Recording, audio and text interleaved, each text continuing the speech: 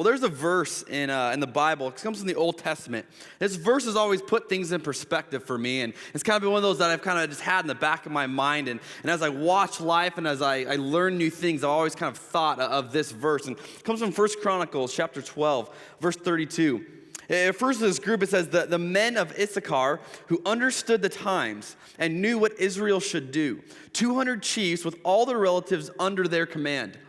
It speaks of this group of people that understand what's going on around them, that have the leadership, that have the insight to look around and really see this is what needs to happen and this is what's going on.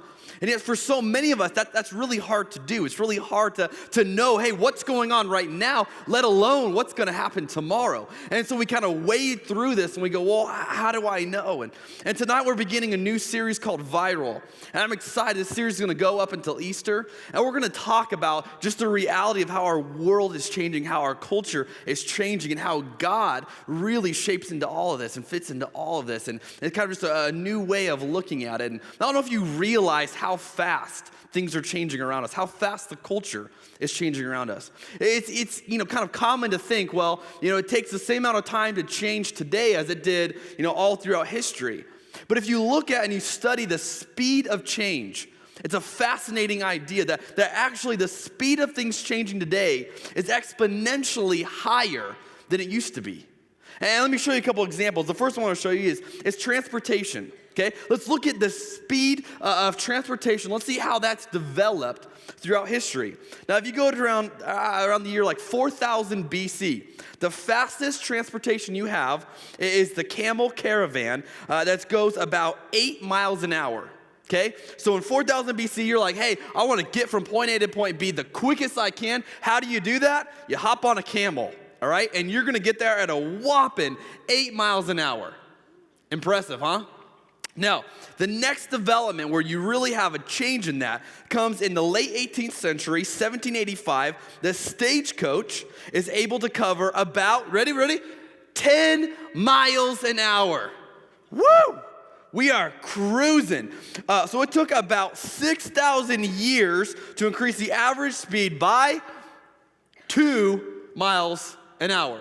Okay? So speed of change, 6,000 years, 2 miles is the end result. Man, those guys back, 6,000 years ago, they were so slow. I mean, we could race them today. It'd be amazing. Okay, 1825, the steam engine was invented. And within a decade, locomotives could carry people at a speed of 13 miles an hour. That's like screaming. 13 miles an hour, which means that in less than 50 years, the average rate of speed had increased more than in the previous 6,000 years. You have 3 miles per hour in 50 years. Wow, that's incredible. Within the next 100 years, airplanes were now going 100 miles an hour. Okay? Speed of change in that is 87 miles per hour in 100 years. So now, where it took 6,000 years to 2 miles, now in 100 years, we're 87 miles per hour. Wow, that's incredible. By 1969, Apollo 10 set the record for fastest speed in a manned vehicle at 24,791 miles per hour, which is a speed of change of 24,691 miles per hour in about 50 years. You can look at that and it doesn't take a rocket scientist to go, wow, we are changing exponentially faster than it used to be. Where it started at taking 6,000 years for just 2 miles an hour, now in 50 years, you're going thousands, tens of thousands of miles per hour faster than you could before. Because that's how culture goes. It just goes quicker and quicker and quicker. That's how development happens. Now, let's take another example.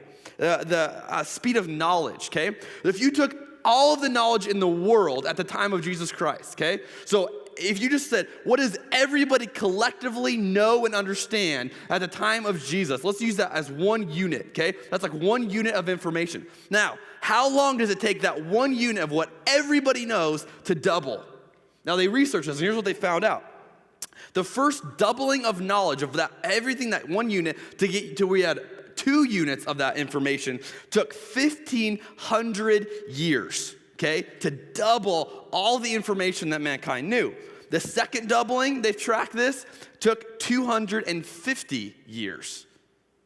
Okay, a fraction of that, and you've doubled it again. The third doubling, they've researched, took